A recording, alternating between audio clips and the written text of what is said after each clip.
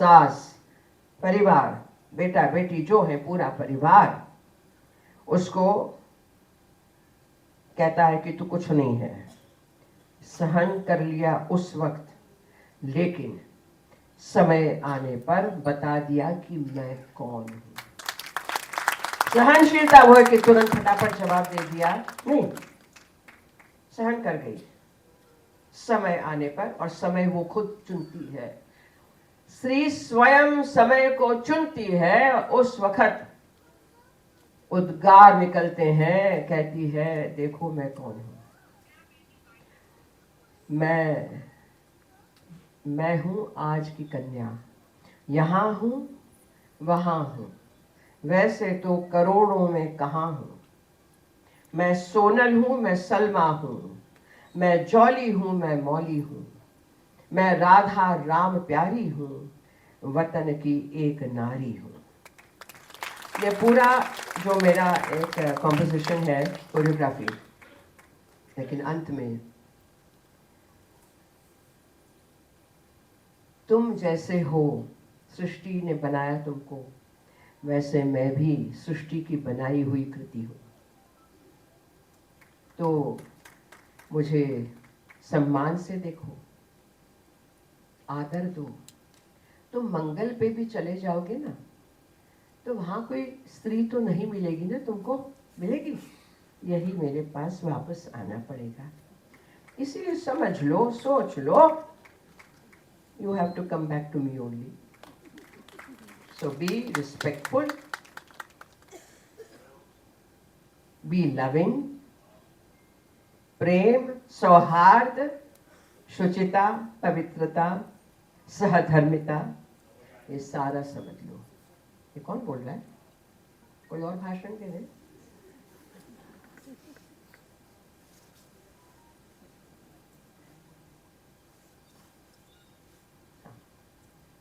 हाँ, I think मैंने तो काफी अब कह दिया, काफी बहुत बोलने को है, पूरी रात भी बोल सकते हैं। मैं तो नाट्य कथा करती हूँ 2009 से, नाट्य कथा। तो उसमें बहुत सारी बातें हैं। राधा कौन है? तो कृष्ण का नाम यदि आपने श्री के बिना लिया, श्री कृष्ण या राधा कृष्ण, तो कहते हैं कि कृष्ण आपकी बात नहीं मानते, नहीं सुनते। ये आपने सुना है? किसी ने सुना है? किसी ने नहीं सुना? सुना है तो बोलिए, जोर से बोलिए, सुना है। राधा कृष्ण, राधा गोविंद, राधा वल्लभ, राधा नाथ, राधा कांत, राधा मुकुंद। राधा वही है, कृष्ण के नाम बदलते हैं। क्या कहिएगा इसको? क्या कहिएगा? सोचने की बात है ना। तो अगेन, स्त्री आत्मा है और कोई परमात्मा है? नो। परमात्मा जो एक पराशक्ति है, उनका अंश प्रत्येक में है, हर चीज में है। इसमें भी है, इसमें भी है, इसमें भी है। मात्र जड़ और चेतन का फर्क है। चेतना कितने अंश तक है, लेकिन चेतना सब में है। तभी तो पत्थर में से मूर्ति निकल के प्रस्फुटित होती आती है। पत्थर में चेतना है, फिर प्राण प्रतिष्ठा होती है, आरोपण होता है। पत्थर वैसे देखो जड़, लेकिन वही को, उसी को आप पूछते हैं। तो स्त्री वही है कि जो पाषाण भी बन सकती है, दंड देना पड़ता है तो पाषाण बन सकती है, जीवन देना है तो लोक माता नदी बन सकती है। और वही वो स्त्री है जिसके चरण धोके यदि वो चरणामृत लिया जाए तो अमृत से आप अमर हो जाते हो। वो है देवी। और हर एक स्त्री में वो देवत्व है, पुरुष में भी है। लेकिन फिर से कहती हूँ कि स्त्री, आपने कहा मातृशक्ति, तो स्त्री माता है। स्त्री जन्म देती है, जीवन दात्री है, प्रथम गुरु है, और वही दिव्यता है साक्षात। बहुत सुंदर अरेबिया में पुरानी कहावत है।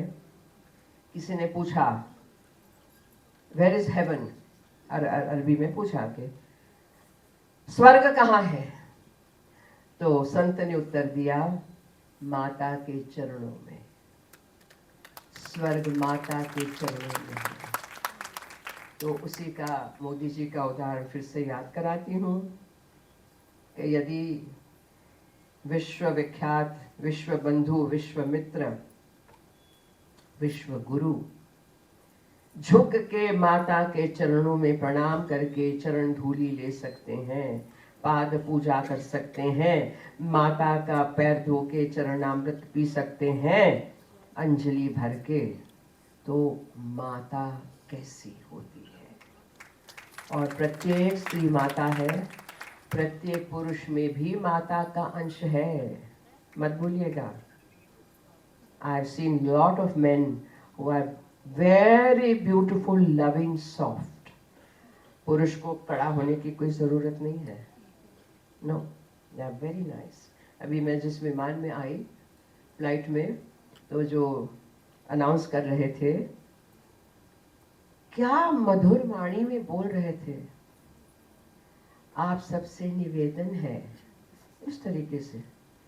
मैंने जाते जाते उनसे कहा, बहुत अच्छा लगा आपकी मधुर वाणी, आपका बोलना, भगवती आपको आशीर्वाद दें, आपका कल्याण हो। तो इतना खुश हो गया, पैर छूने लगा। मैंने कहा ना, तो पुरुष में भी वो तत्व है। मैं यही कहूंगी अंत में,